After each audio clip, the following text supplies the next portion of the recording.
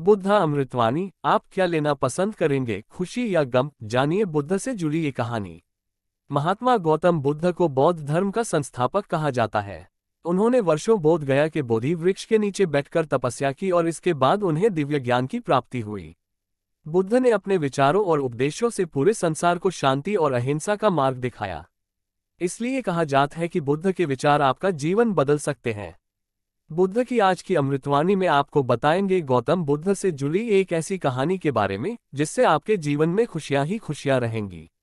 क्योंकि बुद्ध का मानना है कि ये पूरी तरह से आप पर ही निर्भर करता है कि आप खुशी या गम क्या लेना पसंद करते हैं।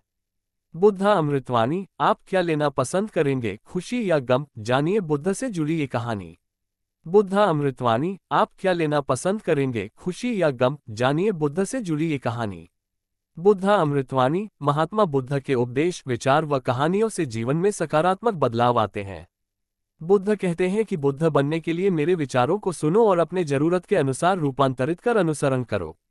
बुद्धा अमृतवाणी, एक बार बुद्ध एक गांव से गुजर रहे थे, लेकिन उस गांव में लोगों के बीच गौतम बुद्ध को लेकर गलत धारणा थी, जिस कारण वो बुद्ध को अपना दुश्मन मानते थे।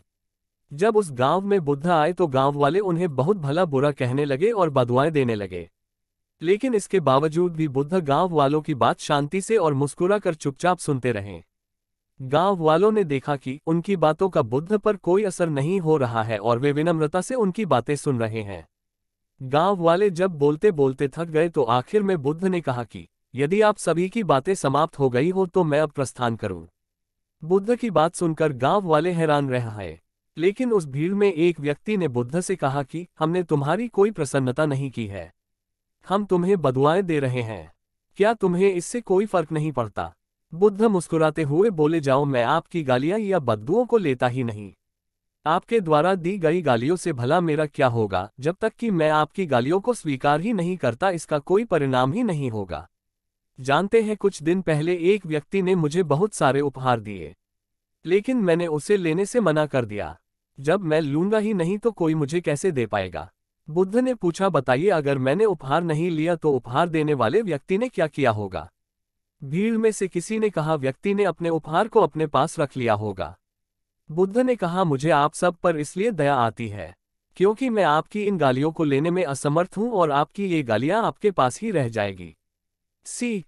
भगवान गौतम बुद्ध के जीवन से जुड़ी इस कहानी से यह सीख मिलती है कि हम अक्सर अपने दुखों का कारण दूसरों को समझते हैं, लेकिन असल में ये हम पर ही निर्भर करता है कि हम वास्तव में क्या लेना चाहते हैं, खुशी या गम, उदासी या मुस्कान।